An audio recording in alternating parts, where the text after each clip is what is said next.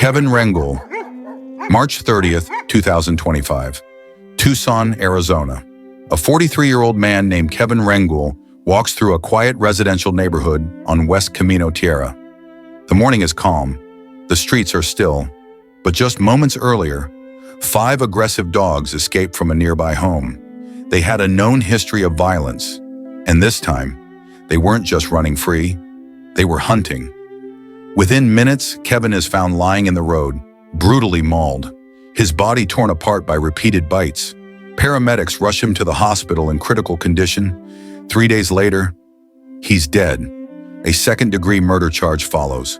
But the real question is, how was this allowed to happen? You're watching Animal Quest, where we uncover the most shocking, real-life animal attack stories. If you're new here, be sure to subscribe, like, and share. Your support helps us keep these stories alive. Now let's dive in. Kevin Renguul was 43 years old. To most people in the neighborhood along West Camino Tierra in Tucson, Arizona, he wasn't a loud or flashy presence. He was quiet, respectful, someone you might pass by on a walk without realizing just how much kindness he carried behind his calm demeanor. He was the kind of man who kept to himself, but whose presence gave the area a sense of familiarity. Local residents say Kevin was a peaceful soul, calm, soft-spoken, and kind-hearted. He often walked or biked around the neighborhood, sometimes early in the morning before the sun had fully risen. It was his routine, his quiet time, and a way to clear his mind. He wasn't doing anything unusual that Saturday morning. March 30th, 2025. At around 6:50 a.m., Kevin was out on one of his routine walks, perhaps enjoying the stillness before the weekend picked up. He was walking along the same streets he had likely walked many times before. He didn't know that just blocks away, 5 large dogs had escaped from a nearby property, dogs that weren't unknown to the neighborhood. In fact, some residents had complained about them before. These weren't playful pets. They had a history, a dangerous one. Kevin was just in the wrong place at the wrong time. He wasn't provoking anyone. He didn't do anything reckless. He wasn't trespassing or threatening the animals. He was simply walking. But that walk, something so routine, so harmless, would become his last. Kevin Renguul wasn't looking for trouble. He wasn't a thrill seeker or someone who tested danger. He just wanted fresh air, a bit of movement, a break from whatever life's stresses may have been pressing on him. But what found him that morning was a nightmare. West Camino Tierra sits on the outskirts of Tucson, a stretch of semi-rural land where open spaces blur the line between residential life and desert quiet. There are no towering fences or gated communities here. It's the kind of neighborhood where people wave from their porches, where dogs bark behind fences, and the stillness of the early morning is only broken by the occasional bird call or passing truck. But for months leading up to March 30th, 2025, something had been simmering beneath the surface. Residents had grown increasingly uneasy. It wasn't the neighborhood itself. It was one specific house near the edge of the block, a property surrounded by wire fencing, home to several large aggressive dogs. People had talked about them in hushed tones. Some avoided walking their children near the home. Others had already called authorities in the past, reporting barking, aggressive behavior, and frightening escapes. These dogs weren't unknowns. They were large mixed-breed dogs, described by some as pit bull type and mastiff-like, thick-muscled and powerful. More than one neighbor told reporters the dogs had gotten out before. One local resident said plainly, "Those dogs were scary. We all knew it. We just didn't think it would go this far." One neighbor recalled walking her own dog a few weeks earlier when she saw one of them loose in the road. She turned back immediately. Another said his grandson was playing in the front yard when one of the animals growled through the fence. It had become an unspoken reality of the neighborhood. Those dogs were trouble waiting to happen, yet nothing serious had happened. Not yet. Authorities had been called, yes, but the dogs were always secured again. Animal control might have visited. Warnings may have been issued, but the system moved slowly, and the problem never quite made it to the level of true alarm. Until that morning. Because this wasn't the first time the dogs had gotten out. No one expected what would happen next. No one expected that the worst fears of an entire neighborhood would come true, and that a man simply out for a walk would pay the ultimate price for what had been ignored for far too long.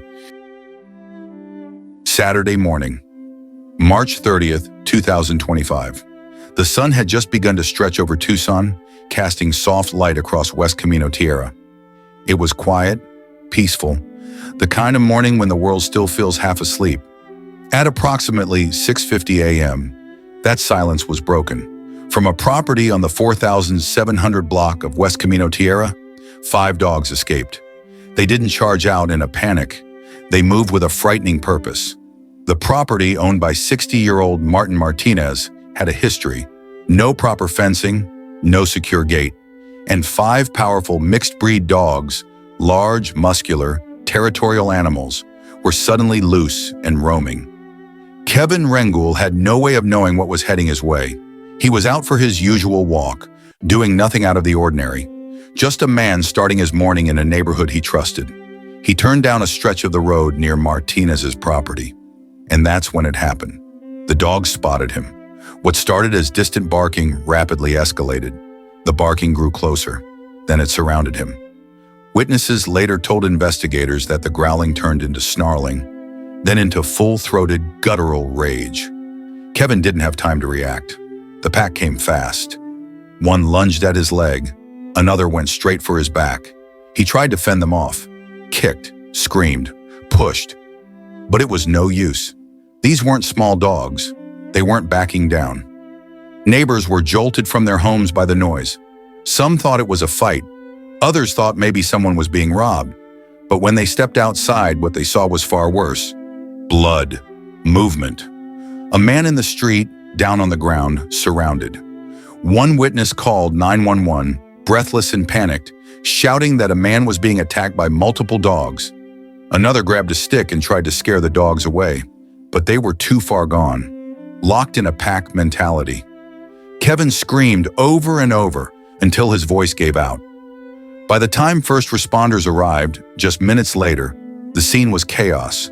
The dogs had scattered, but the damage had already been done. Kevin Renguul was lying in the street, bleeding heavily from multiple wounds, his arms, legs, head, and torso all torn apart by bites. Paramedics immediately began life-saving measures. They applied pressure, checked for responsiveness, and rushed him to the hospital in critical condition. But no one who saw him lying there had any doubt. This wasn't going to be a simple recovery.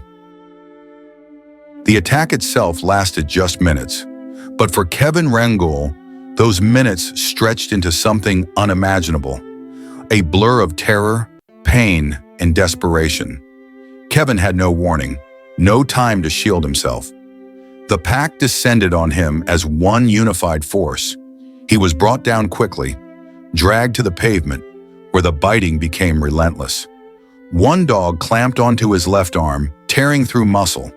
Another bit into the soft tissue of his inner thigh. Then came the neck. Emergency responders would later describe his condition in one word: mauled. A neighbor across the street, Miguel Ortega, had been sipping coffee on his porch when he heard the screams. At first, he thought it was a domestic argument, until the screaming changed. It became raw, animal, the kind of sound that doesn't come from fear alone, but from agony. Miguel ran to his car, slammed the horn with his palm, hoping to scare the dogs away. The horn echoed through West Camino Tierra like an alarm. The dogs paused just for a second, but then resumed, more frantic now, whipped into a frenzy. Kevin tried to crawl. Witnesses recalled seeing him lift himself up, only to be pulled down again. His shirt was shredded, blood pooled onto the pavement. The led dog, described as dark brown, close to 80 pounds, latched onto his upper shoulder and shook its head violently, tearing deep into muscle. Still, Kevin fought, as much as a man can fight with 3 dogs on top of him and 2 more circling. When paramedics arrived, Tucson Fire Department rushed to shield Kevin from the still lurking dogs, who had finally begun to scatter as sirens pierced the early morning calm. Officers from Pima County Sheriff's Department were right behind them. The scene was chaos, neighbors standing frozen, others crying, and Kevin, barely conscious. A paramedic knelt beside him. They later told reporters that he was still breathing, shallow, ragged breaths. His eyes fluttered open, then closed again. He tried to speak, but only blood came out. They loaded him onto a stretcher as fast as they could, calling in a trauma alert to Banner University Medical Center. Every second counted, because Kevin Renguul was alive when help arrived. Barely, and no one yet knew if he would survive the damage the dogs had done. Kevin Renguul was rushed to Banner University Medical Center, one of Tucson's top trauma facilities. His body arrived broken. Emergency teams were already waiting as paramedics wheeled him through the sliding doors, his vital signs flickering. The bite wounds had pierced deep, muscle, arteries, tendons. His blood pressure was dangerously low. He was in hypovolemic shock. Within minutes, trauma surgeons initiated emergency intubation to keep him breathing. Blood transfusions began immediately, one bag after another. In total, Kevin would receive 15 units of blood, each one a desperate attempt to buy time. Surgeons worked in shifts. The bite to his neck had missed the carotid artery by millimeters, but tore into surrounding tissue. The injuries to his arms and thighs were massive. Long gashes, some with exposed bone. Infection was already setting in. Doctors fought to stabilize him. One operation followed another. They cleaned and debrided the wounds, stopped internal bleeding, removed necrotic tissue. But the trauma was simply too catastrophic. By the early hours of March 31st, Kevin was placed on full life support. His heart was beating, but only with medical help. Brain function was minimal. He never regained consciousness. For 2 more days, the machines kept him alive. And on April 2nd, 2025, just after sunrise, Kevin Renguul was pronounced dead. He was 43 years old. His final hours spent not with loved ones, but in a sterile ICU surrounded by machines and monitors, because of 5 dogs that never should have been free in the first place. The fight was over, but the questions were just beginning. Martin Martinez was no stranger to the neighborhood or to local authorities. At 60 years old, Martinez had lived on West Camino Tierra for years. His property was loose and unfenced, with 5 large dogs roaming freely, often seen pacing near the road or barking aggressively at anyone who passed by. These weren't the kind of dogs that wag their tails at strangers. These were territorial, muscular, mixed breeds known for their strength and aggression. But what made the tragedy even more infuriating was this. This wasn't the first time his dogs had caused chaos. Records show at least 8 separate animal control reports tied to Martinez's address, and 3 prior bite cases. Local residents had filed complaint after complaint. Some reported being chased on foot or bicycle. Others watched in horror as their cats or smaller dogs were mauled and left for dead. Still, nothing was done. The dogs were cited, sometimes quarantined temporarily, but they were always returned. Animal control issued warnings. Neighbors signed statements, but no decisive action was taken. And then came March 30th, 2025. After Kevin Renguul's death, the Pima County Sheriff's Department launched an immediate investigation. The evidence was overwhelming. The bite histories, the neighbor reports, the repeated calls, all signs pointed to criminal negligence, and worse. On April 5th, 2025, Martin Martinez was arrested. Prosecutors didn't hold back. He was charged with second-degree murder under Arizona law, which allows for that charge when someone knowingly disregards a substantial and unjustifiable risk that results in death. In addition, he faced 3 counts of aggravated assault tied to prior attacks and the danger he knowingly allowed to continue. Martinez was booked into the Pima County Jail. His bond was set at $275,000. From a legal standpoint, the case was just beginning. But for Kevin's loved ones and for the community, justice couldn't come soon enough. Because to them, this wasn't an accident. It was a death foretold and ignored. The attack on Kevin Renguul left Tucson asking one shocking question. How was this allowed to happen? Because the warning signs weren't subtle. They weren't hidden. They were documented, loud, and ignored. According to public records, Pima Animal Care Center, PSEC, had visited Martin Martinez's property at least 8 times before the fatal attack. Each time, the same problems were noted: unsecured perimeter, no fenced enclosure, and aggressive dogs left to roam freely. On more than one occasion, Neighbors pleaded for the dogs to be classified as dangerous under Pima County law. That designation could have forced Martinez to install a secure enclosure, leash the dogs in public, or even surrender them altogether. But somehow that label was never officially applied. The process stalled again and again. Why? Because under Arizona law, the bar for intervention is high. A dog must cause serious injury or show repeated unprovoked aggression before it can be formally deemed a public threat. Even with 3 prior bite reports, Martinez's dog slipped through the cracks. There were no citations with teeth, no mandatory follow-up inspections, and no legal leverage to demand change. Animal control had limited authority to remove the animals or force Martinez to secure his property. And every time someone filed a report, it ended with a notice or a warning, but never a solution. This wasn't just about one man and his dogs. It was a systemic failure, a tangled mess of bureaucracy, understaffing, and outdated laws that simply couldn't keep up with the reality on the ground. Kevin's death wasn't the result of a freak occurrence.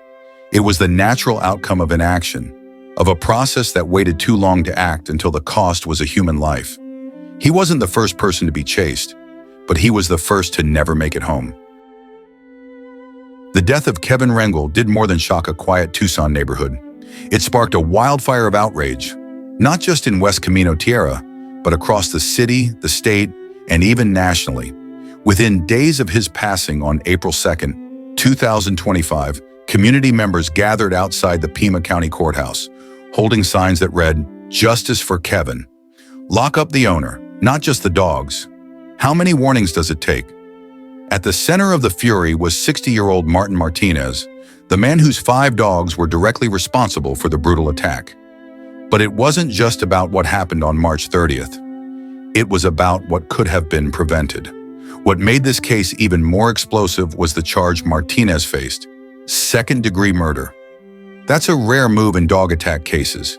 In most situations across the U.S., even deadly incidents often result in misdemeanors or civil suits, not felony-level homicide charges.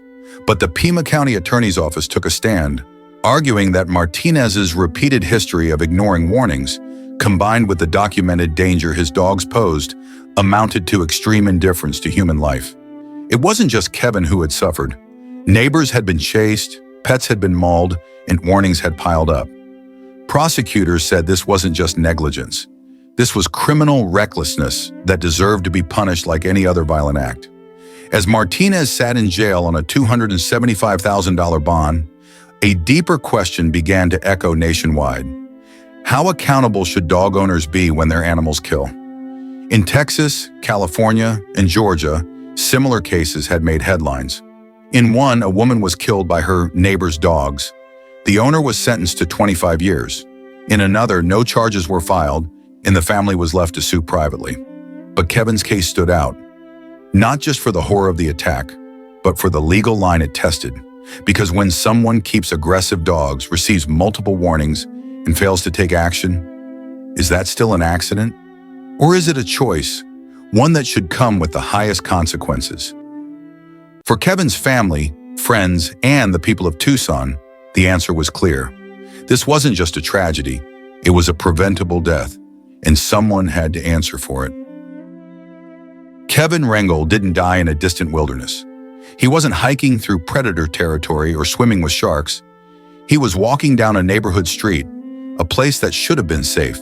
But because one man refused to act, because warning after warning was ignored, Kevin lost his life in the most brutal, terrifying way imaginable.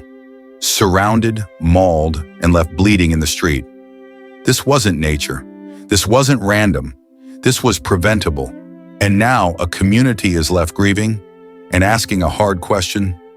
Was this second-degree murder? Or just a tragic accident with no one to blame but fate? We want to hear from you. Was justice served? Should dog owners be held criminally responsible when they ignore repeated warnings? Let us know your thoughts in the comments below. And if you're drawn to true stories of survival, tragedy, and the human cost of inaction, make sure you like this video, subscribe to the channel, and turn on notifications, because these stories matter and we're here to tell them. Thank you for watching.